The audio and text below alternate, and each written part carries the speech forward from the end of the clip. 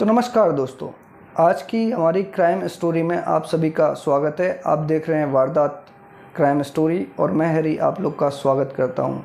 आज की जो हमारी कहानी है वो आपको कुछ ये पुणे जो पोर्स मामला है उसकी भी याद दिलाएगी। साथ के साथ में आज की जो हमारी कहानी है वो बेहद दिलचस्प है, जिसमें एक नहीं, दो नहीं, तीन केसों की आपस में बात चलती रहेगी। साथ के साथ में वो आपको बताएगी पावर हो, पैसा हो तो इंसान क्या कुछ नहीं करता है, और जो जस्टिस है वो किस तरीके से मतलब जो गवाह हैं, जैसे आपने हिंदी मूवीज़ में देखा होगा, इसमें सब कुछ होगा। इसमें मतलब एक फुल मूवी बन सकती है इस पर, और बनी भी है, मूवी भी बनी है। आपने 90 के दशक में अक्सर मूवियों में देखा होगा जिनमें ये होता था कि किसी जो लड़की जो होती थी वो अमीर ख़ानदान से हुआ करती थी, जो लड़का होता था वो गरीब ख़ानदान से हुआ करता था।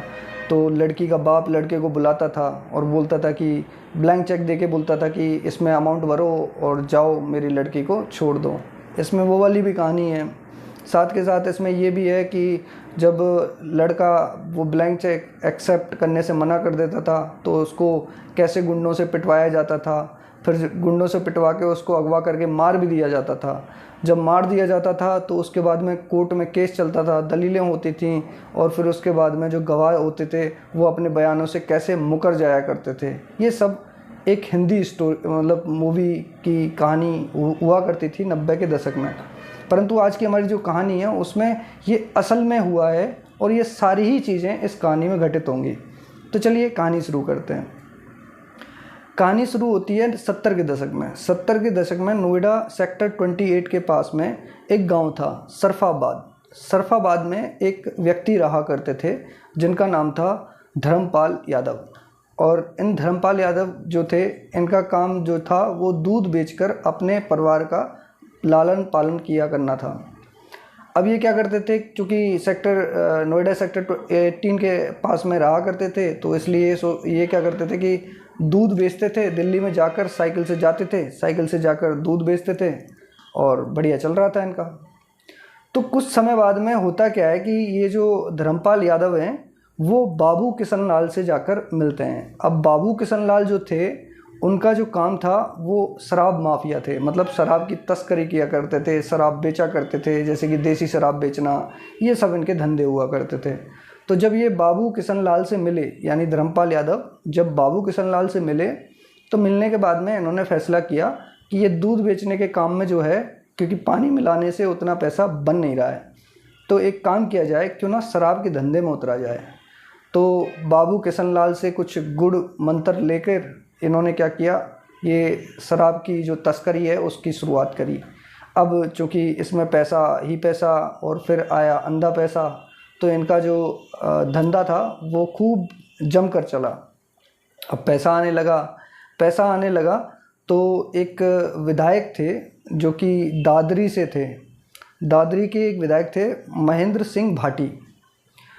ये धर्मपाल यादव को पॉलिटिक्स में लेके आए। तो इन्होंने क्या किया, पहले इनको ब्लॉक प्रमुख का जो चुनाव है वो जिताने के बाद में फिर इनको विधायक भी बनाया।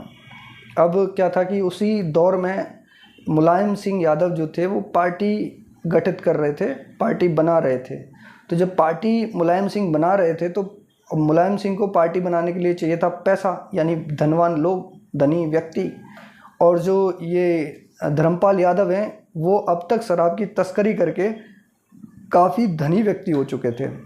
तो अब इन दोनों का, और इधर धर्मपाल यादव को क्या चाहिए, मंच, और इधर मुलायम सिंह यादव को क्या चाहिए कि पैसा चाहिए, एक पैसे वाला इंसान चाहिए। तो इन दोनों की खूब जमी।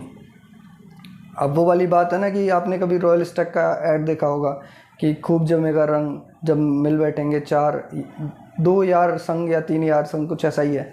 तो ऐसा ही इनके साथ हुआ। ये धर्मपाल यादव और इधर मुलायम सिंह यादव, इन दोनों का आपस में बढ़िया से बनने लग जाता है। तो ये जो है मुलायम सिंह यादव धर्मपाल यादव को बुलंदशहर के टिकट से अपना चुनाव लड़ाते हैं। अब चुनाव लड़ाते हैं तो चूँकि इनके पास पैसा बहुत था धर्मपाल यादव के पास में, तो इन्होंने क्या किया, बुलंदशहर से ये चुनाव जो है वो आसानी से जीत जाते हैं। पैसा फेंकते हैं, थोड़े बहुत मतलब बाहुबली टाइप के तो हो ही गए थे पैसा आने के बाद में। अक्सर होता भी है जब मतलब किसी आदमी को पैसा एकदम से मिले तो वो उस पैसे की कदर भी नहीं करता, और साथ के साथ में वो अपने उन पुराने दिनों की भी कदर नहीं करता है कि मैं किस तरीके का रहा हूँ, पहले कैसे कैसे हुआ करता था। होता भी ये धर्मपाल यादव जो हैं अब बाहुबली बनने लगे थे। अब वो ना सिर्फ मतलब शराब की तस्करी किया करते थे, बल्कि उनके खिलाफ़ में 9 हत्या, 3 अटेम्प्ट टू मर्डर, 2 डकैती और अपहरण और फिरौती के मामले दर्ज हो चुके थे अब तक। तो जब ये बुलंदशहर से अपनी मतलब चुनाव में जीत जाते हैं, उसके बाद में 1998 में जो धर्मपाल यादव हैं ये निर्दलीय कैंडिडेट बनकर राज्यसभा तक भी पहुंच जाते हैं। अब सोचिए कि एक व्यक्ति जो कभी दूध बेचा करता था अब राज्यसभा पहुंच गया है। 1998 में मात्र 28 साल के सफ़र में एक व्यक्ति जो साइकिल से उठकर राज्यसभा पहुंच गया है। तो आप देखो तो तरक्की का जो ग्राफ है जो, और उस टाइम पे होता भी यही था, बाहुबलियों के साथ में लगभग सेम टाइप का ट्रीटमेंट हुआ करता था कि बाहुबली जो जिनकी ज़िंदगी को अगर कोई उठा के देखता था तो ऐसा ही होता था कि एकदम गरीब, फिर उसके बाद में सीधा वो आदमी 7वें आसमान पे। तो ऐसे ही लगभग धर्मपाल यादव के साथ हो रहा था। अब कहते हैं ना कि ये जो जुर्म की दुनिया है इसमें जो दिखता है वो, जैसे आपने कभी शेयर मार्केट देखा हो, एक बार बूस्ट मार के अप जाता है, फिर उसके बाद में डाउन जो वो मारता है तो उसके बाद में वो कभी उठता नहीं है। तो सेम इनके साथ हुआ। वक्त आता है 2002 का। 2002 में इनके साथ में एक ऐसा केस होता है जिसके बाद में ये कभी ज़िंदगी में उठ ही नहीं पाएंगे, जिसके बाद में ऐसा कुछ होगा कि मतलब ये इनका जो पूरा राजनीतिक रसूख है वो पूरा निस्ते नाबूद हो जाएगा। कहते हैं ना कि अगर आप सच हो, जैसे कि हम रामायण का पाठ किया करते हैं, तो रामायण में क्या है, राम जो थे वो सच थे और रावण जो थे वो प्रकांड विद्वान थे, परंतु उनकी पूरी लंका और पैसा वैसा भी उनके पास बहुत था, पर सब कुछ निस्तो नाबूद हो गया अगर कोई व्यक्ति सच की लड़ाई लड़ रहा हो। तो 2002 में ऐसा क्या हुआ, चलिए वो जानते हैं। परंतु उससे पहले एक छोटी स्टोरी है जिसमें यह था कि जो धर्मपाल यादव थे उनके 2 बच्चे थे, जिनमें भारती यादव और विकास यादव। अब विकास यादव और भारती यादव जो थे, इनके दोनों बच्चे थे। भारती यादव जो थी वो गाज़ियाबाद के किसी मैनेजमेंट इंस्टीट्यूट से अपनी पढ़ाई कर रही थी। उस समय पे मैनेजमेंट इंस्टीट्यूट में पढ़ाई कर रही थी। तो उसी वक्त जो भारती यादव है उनकी मुलाकात होती है उसी मैनेजमेंट इंस्टीट्यूट में पढ़ने वाले एक नीतीश कटारा से। अब जो नीतीश कटारा हैं उनकी फैमिली भी ठीक ठाक थी। उनके जो फादर थे वो रेलवे में एक अधिकारी थे, तो अच्छे परिवार से आते थे नीतीश कटारा।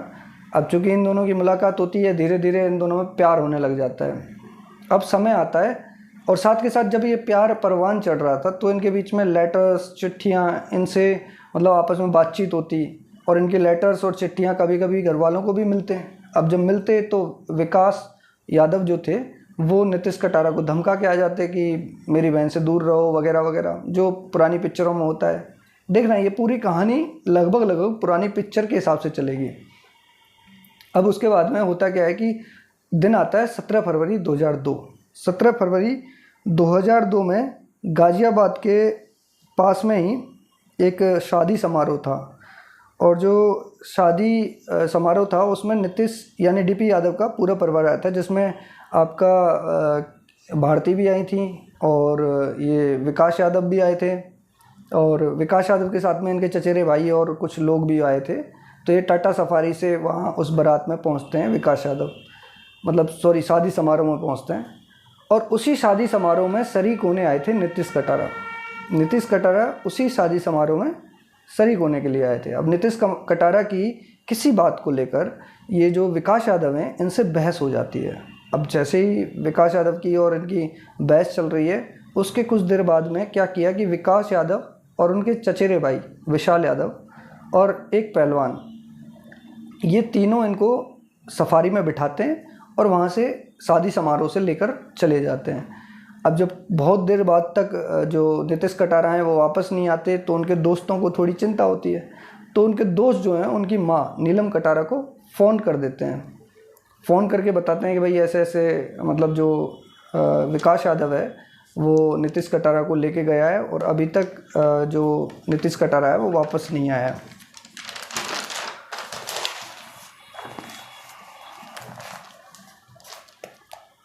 तो जब ये बात नीलम कटारा को पता लगती है तो नीलम कटारा, चूँकि नीलम कटारा को पता था कि मेरे जो बेटा है नीतीश कटारा, उसका जो प्रेम प्रसंग है वो भारती यादव के साथ चल रहा है, तो तुरंत जो नीलम कटारा है उन्होंने भारती यादव को कॉल किया और पूछा कि भाई मतलब कहाँ है नीतीश, कहाँ है।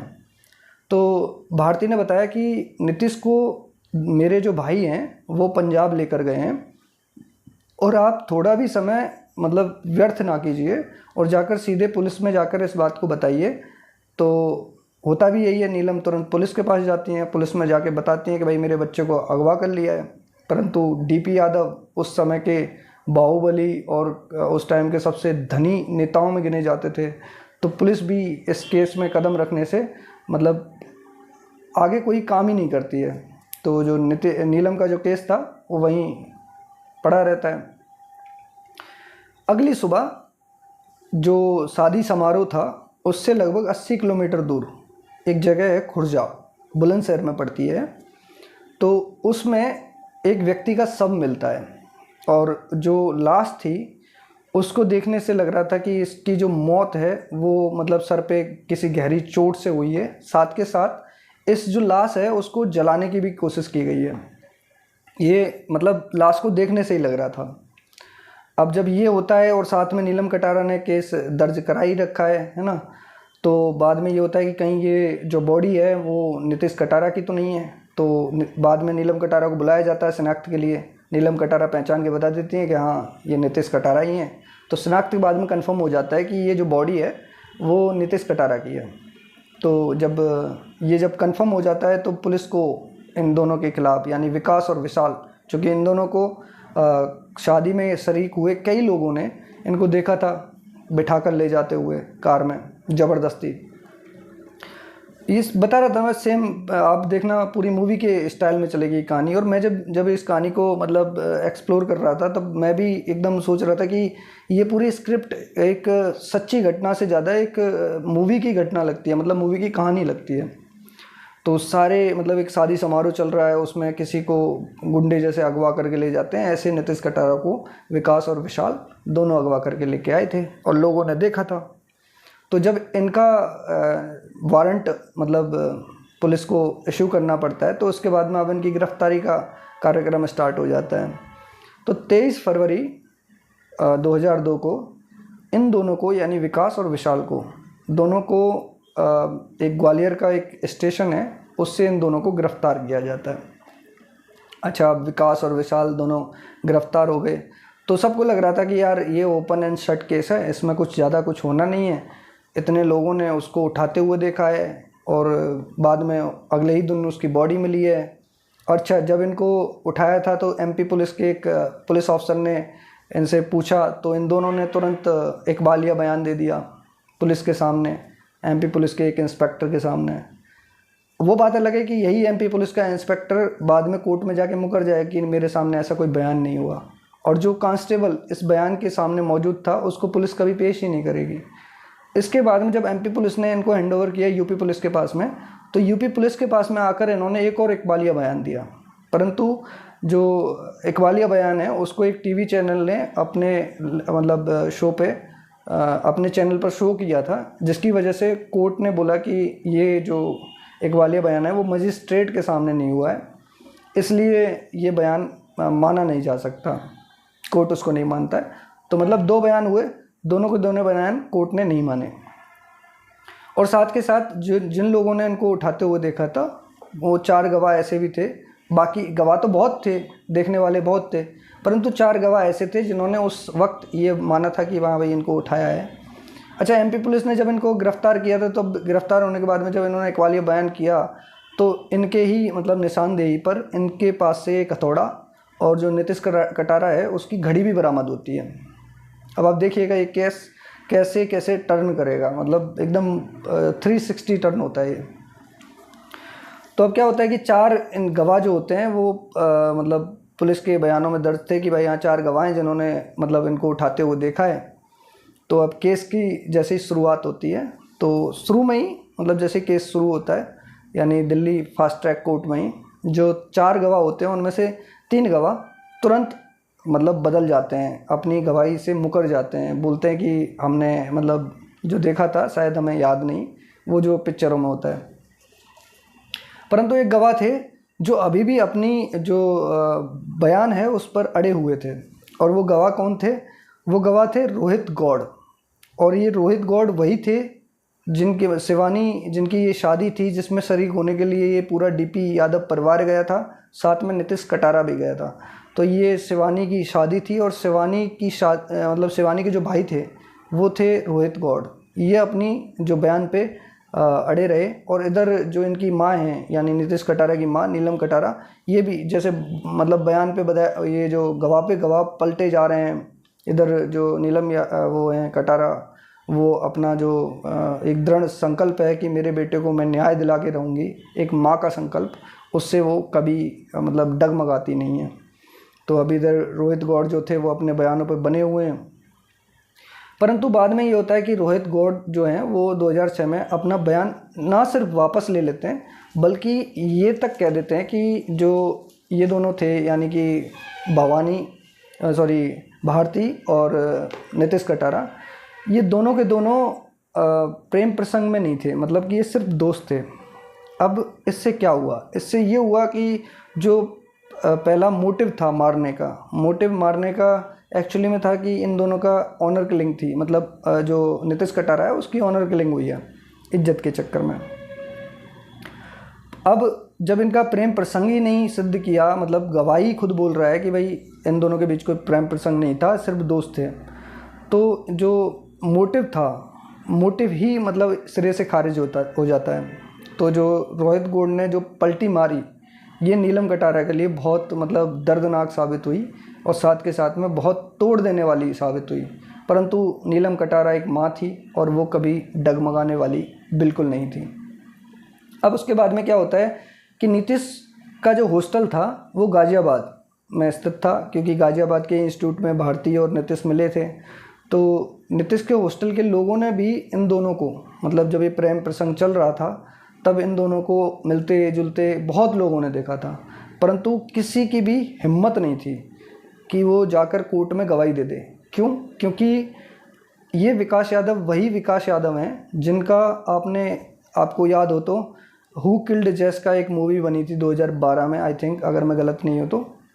उसमें जो जैस का लाल हत्याकांड है उस मूवी में जो रिप्रेजेंट किया गया, तो जैस का लाल हत्याकांड जो था उसमें एक बार वो और उनको इन्होंने ही गोली मारकर हत्या करी थी। और उसमें भी इनको लगभग मतलब ऐसा ही सेम केस है, वो भी मैं कवर करूँगा किसी दिन, उसकी कहानी आप लोगों के साथ में साझा करूँगा।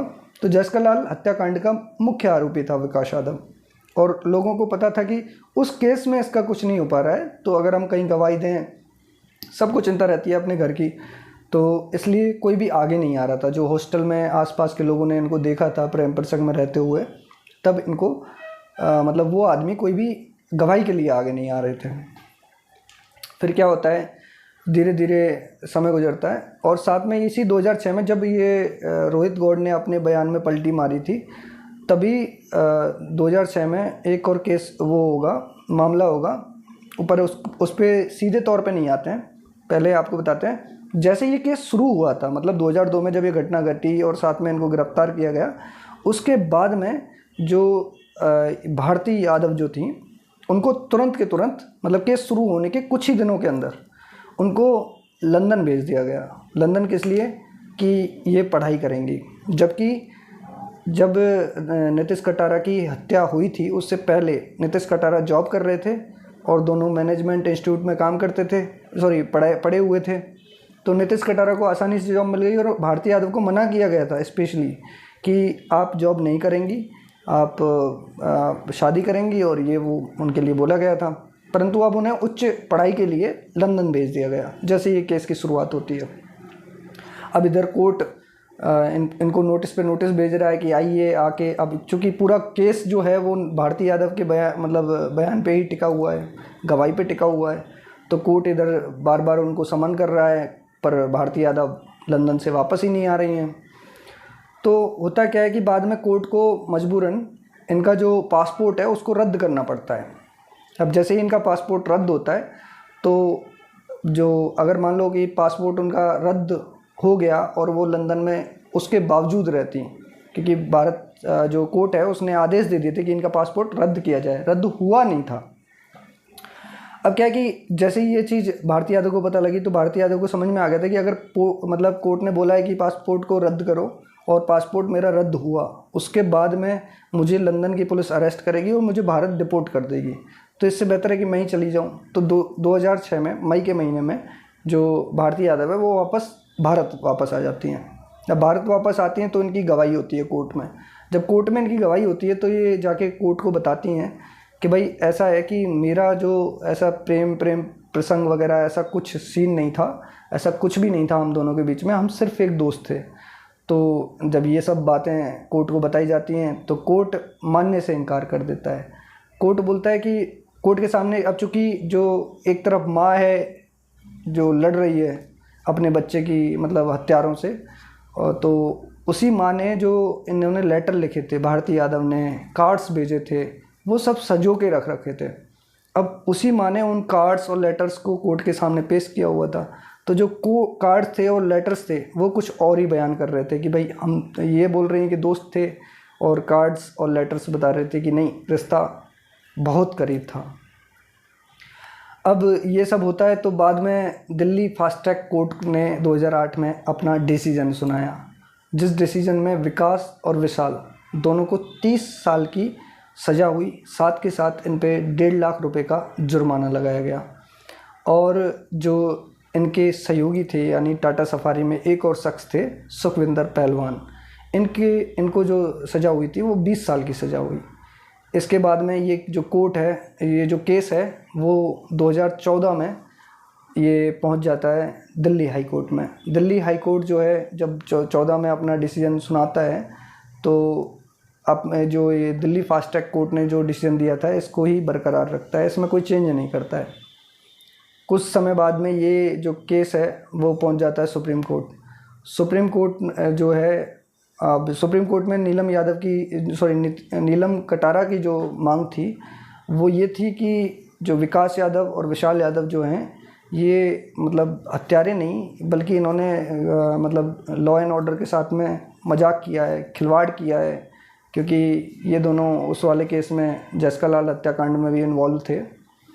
तो इनकी फांसी की मांग करती हैं जो नीलम कटारा हैं, परंतु सुप्रीम कोर्ट नहीं मानता और सुप्रीम कोर्ट इनको जो है इनकी सज़ा जो है जो कि 30 साल की थी उसको 25 साल कर देता है। विकास और विशाल की सज़ा को 25 साल कर दिया जाता है। वहीं डीपी यादव की बात करें तो साल 2015 में इनको भी एक पुराने चल रहे हत्याकांड में दोषी पाया जाता है और इसके बाद में इनको उम्र कैद की सज़ा होती है। 2015 में इनको भी जेल भेज दिया जाता है। हालांकि उस केस में ये जो डीपी यादव हैं ये बाद में बरी हो जाते हैं, रिहा भी हो जाते हैं। परंतु जैसे कि कहते हैं ना कि वो जो सच और गलत कभी टकराते हैं तो जो जीत जो है वो हमेशा सच की होती है। और इसी तरीके से जो डीपी यादव हैं इसके बाद में कभी भी राजनीतिक रसूख जो उनका था वो कभी बरकरार नहीं रह पाता है। और आज के ज़माने के लोगों से अगर आप पूछो, मतलब कि यंगस्टर से अगर पूछो कि डीपी यादव कौन थे तो शायद वो नहीं जानते, परंतु इसी नाम को अगर आप साल 2000 में या फिर 1990 के दशक में अगर आप लेकर देखो तो डीपी यादव बहुत कद्दावर नेता थे। उनका कद बहुत बड़ा था और ये पूरा कद जो है वो निस्तो नाबूद कर दिया गया एक सच की वजह से, एक माँ की वजह से। एक माँ जब लड़ी तो इसने इतने बड़े कद को, इतने बड़े पैसे को और इतनी बड़ी पावर की जो असल नींव थी उसको हिलाकर रख दिया। तो आज की हमारी कहानी आपको कैसी लगी यह हमें कमेंट बॉक्स में ज़रूर बताइएगा। साथ के साथ ऐसी ही और कहानियाँ सुनने के लिए हमारे चैनल को सब्सक्राइब कर दें। नमस्कार, मिलते हैं आपसे अगली कहानी के साथ में कल शाम 6 बजे। धन्यवाद।